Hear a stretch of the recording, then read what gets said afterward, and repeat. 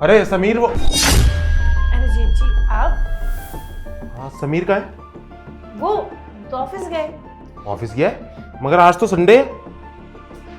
जी देखिए ना, संडे के दिन वो ऑफिस गए, वक्त ही नहीं उनके पास मेरे लिए। करता हूँ मैं समीर से बात कि संडे के दिन तो ऑफिस ना जाए, तुम्हें भी टाइम दे। चलो तुम अपना काम करो, मैं अपना काम कर लेता हूँ। अरे जीत जी रुकिए ना, अब कमरे तक आए गए तो 2 कप चाय पीते हैं, थोड़ी बातें करते हैं। नहीं नहीं, मेरे को बहुत सारा काम है, अभी बहुत सारा हिसाब मिलाना है। अरे जीत जी हिसाब तो होता रहेगा, आइए ना बैठते हैं, थोड़ा चाय वाय पीते हैं। अरे तुम काम करो, मेरे को बहुत काम है अभी। अरे जीत जी जीत जी मैं आपको अकेले कैसे छोड़ दूँ?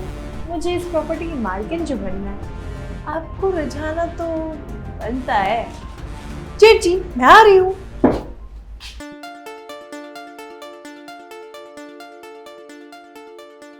यार आयुषी को हो क्या गया है?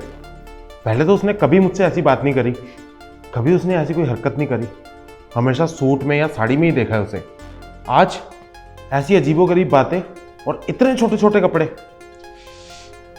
इस बारे में समीर से बात करनी पड़ेगी, वरना ये घर टूटने से कोई नहीं बचा पाएगा। हिसाब ही कर लेता हूँ, थोड़ा माइंड तो डाइवर्ट हो।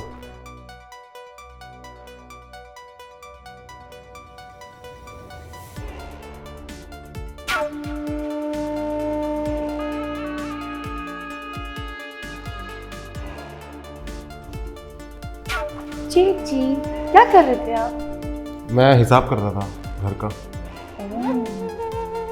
कितना हिसाब करोगे जीत जी? आपको अकेलापन महसूस नहीं होता? देखो, तुम मेरे छोटे भाई की बीवी हो, तो अपनी हद में रहो। हद? कौन सी हद?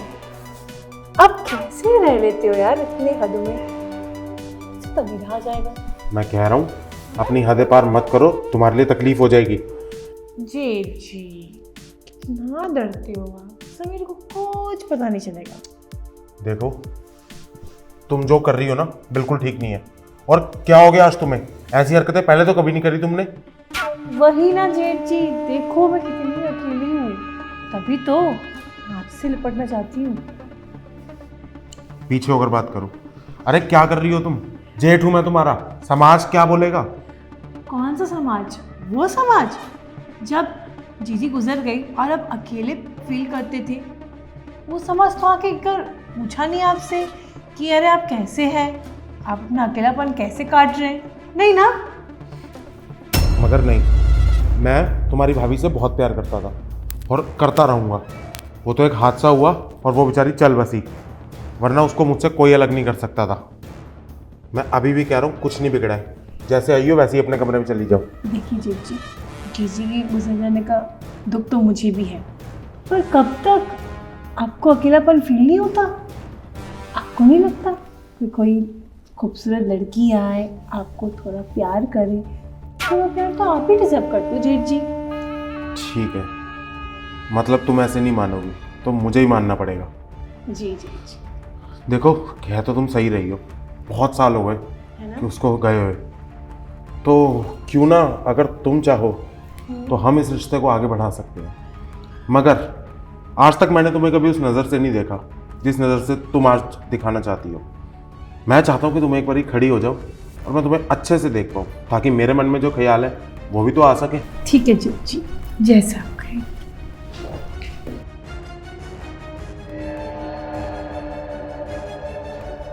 कैसी लग रही हो? वाह, लग तो तुम बहुत प्यारी रही हो। ज़रा मैं भी तो देखूं इस मासूम चेहरे पे शरारत कैसे आई। जेठ जी आपने मुझे थप्पड़ क्यों मारा?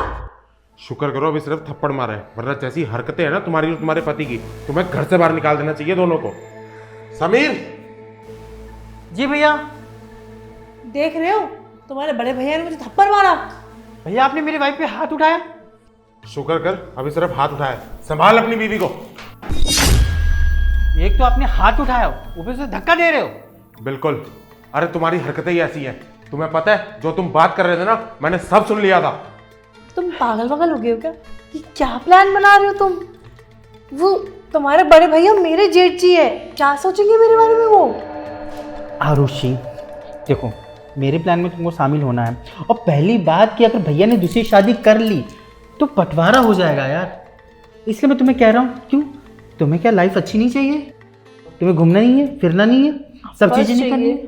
तो फिर जो मैं कह रहा हूँ वैसा करो ना। बट कितनी इनोसेंट है, क्या वो मानेंगे ये बात? आरुषि इनोसेंट तो है, इसलिए तो मैं कह रहा हूँ कि घर की घर भी बात रह जाएगी। और देखो तुम खूबसूरत हो, अदाएँ दिखाओ, पटाओ, मैं वीडियो शूट कर लूँगा, बात खत्म। और फिर भैया को धीरे से हम निकाल भी देंगे, सारी प्रॉपर्टी हमारे पास हो जाएगी।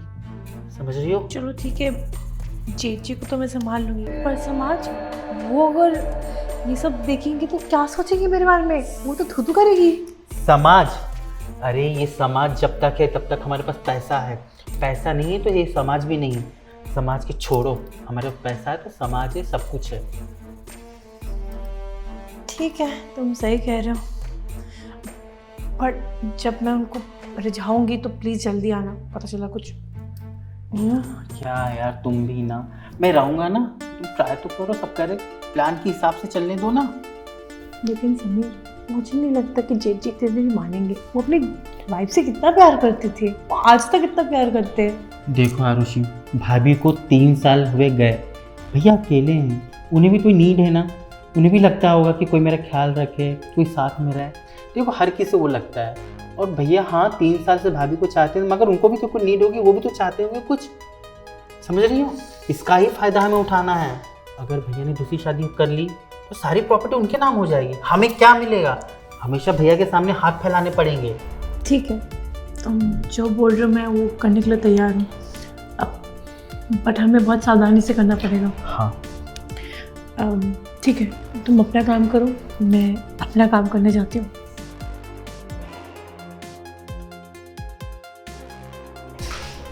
बस एक बार प्रॉपर्टी हाथ में आ जाए और आज का काम कंप्लीट हो जाए तो मज़े ही मज़े हैं, भैया के सामने हाथ भी नहीं फैलाना पड़ेगा। अरे यार, तुम्हें शर्म तो आनी चाहिए थी। क्या नहीं किया मैंने तुम्हारे लिए? जब तुम्हारे पास पैसे नहीं होते थे, तुम्हारा बड़ा भाई बनकर पिताजी के जाने के बाद तुम्हें पढ़ाया, तुम्हारे को अच्छी जॉब दिलाई, अरे जिससे तुम प्यार करते थे उससे शादी तक कराई तुम्हारी, और तुमने यही सोचा कि मुझे घर से निकाल दोगे सिर्फ इस प्रॉपर्टी के लिए? अरे यार, मुझसे वैसी मांग ली होती ना, मैं तुम्हें सारी प्रॉपर्टी दे देता। हम रास्ता भटक गए थे, आइंदा से हम ऐसी गलती कभी नहीं करेंगे। भैया माफ़ कर दो, हमें गलती हो गई, आज के बाद कभी ऐसा नहीं करेंगे। माफी? वो भी तुम लोगों को? अरे इतनी घटिया सोच है ना तुम लोगों की, तुम्हारे को तो माफ करने में भी शर्म आ जाएगी मुझे। ऐसा है, ये प्रॉपर्टी है ना, ये सब अब मेरे को चाहे दान करनी पड़े चाहे वीरान करनी पड़े, तुम्हें एक फूटी कौड़ी नहीं दूंगा बीच में से। और रही बात इस घर की, ये घर तुम्हें समझ लो इसलिए दे दिया कि कहीं ना कहीं तुम्हारा और मेरा खून एक है, वरना तो तुम्हें दर दर की ठोकरें खाने में मजबूर कर देता मैं। जा रहा हूं मैं यहां से। भैया जी, भैया कहा था ना ये घटिया प्लान मत बनाओ। हाँ, हो गया ना? तुम भी तो शामिल थी ना मेरे प्लान में, पैसे तुम्हें भी चाहिए थे ना। अब चलो माफी मांगते हैं।